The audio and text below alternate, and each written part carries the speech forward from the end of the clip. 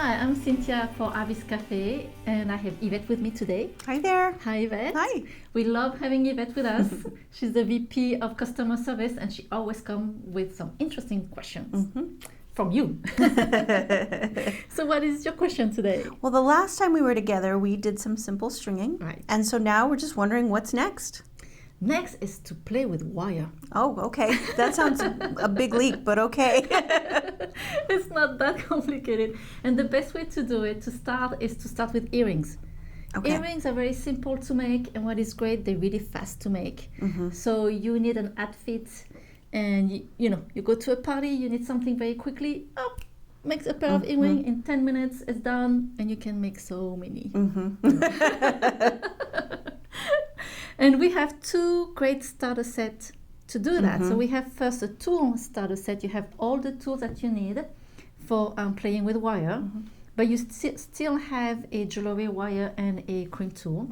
And then we have an earring starter set. And I really love this one. It comes with a sample of one of our blend, Artbeads blend. And then you have some ear wire, some jump ring, some ear wire clutched that you put behind your ear. Okay. Some eye pins and head pins. Okay, that's a lot of stuff. Yes. So I can tell the difference between an eye pin and a head pin just by looking at them. Right. But when would you use one over the other? Okay, so the head pins at the end has a flat end. So you use it when you just want to do simple dangle like that, and the flat end stop the bead. Okay. So that's all you do. You don't really see it sticking out. No, at the you bottom. don't. But the eye pin has a little loop at the end. So with this loop, you can then use some dangle.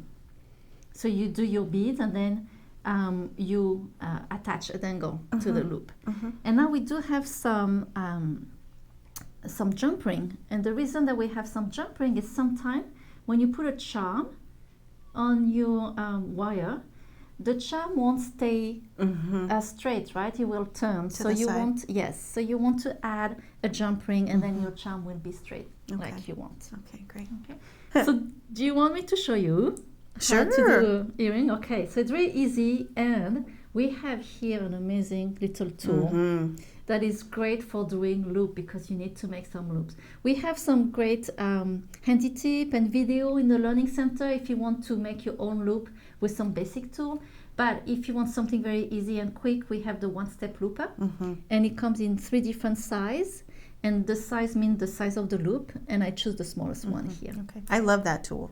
Yes. It saved me many times because I go through a lot of wire when I try and use it myself. Okay.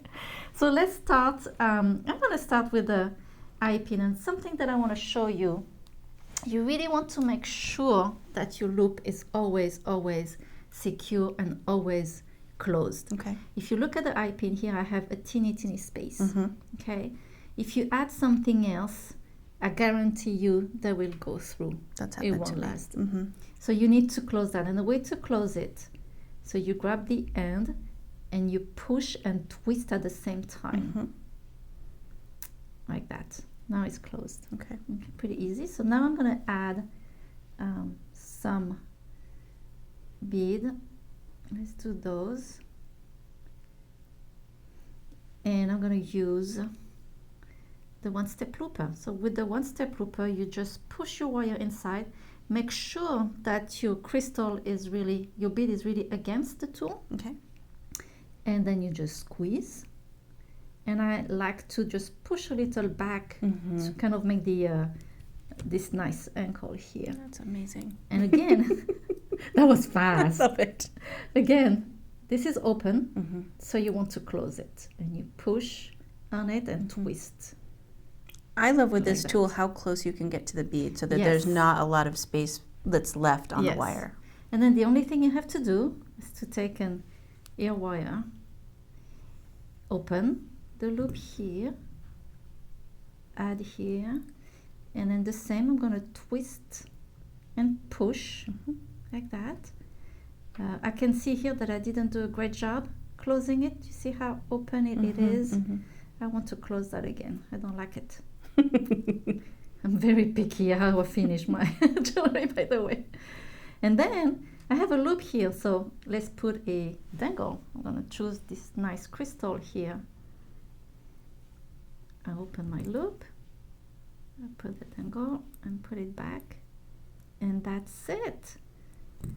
I have a pair of earrings. Beautiful. And so fast. Great. Yes, that was really fast. Yes. And then what I want to show you also, you don't, well, first, you see here I have a little piece of wire. Mm-hmm. Do not throw that away. You can still use it.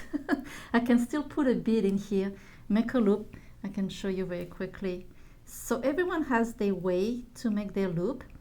I have a way that is a little harder than others.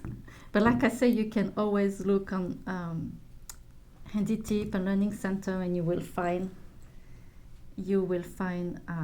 some great video how to make.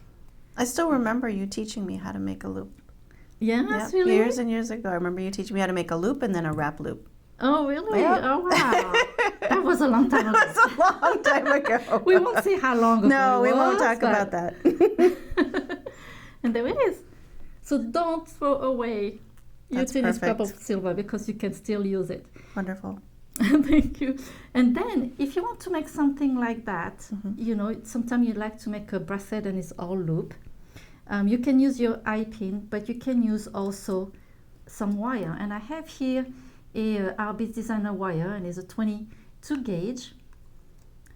22 gauge means it's a little sturdier than other wire. You have different gauges in wire. You have 22, 24, 26, and 30.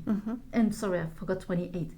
But what you have to know is the bigger the number, the finer the wire is. Yep. So the 24 will be much finer than the 26, 22. And I love using 22 because it's not too soft. And I use that a lot in my jewelry. So I'm going to do I'm going to cut an inch of it. Inch of the wire. And I can use, so I'm going to use the one-step looper. And I don't want to bring my wire too far because I want to still use this part of the wire. And I just squeeze, right? And I bend backward a little. Here is my loop that I'm going to close right away. Like that. And we're going to add a bead. I could actually add another bead because there is enough space. And let's see, I'm going to use the tool again. So make sure that the tool is really against, this part is really against the bead. And you squeeze.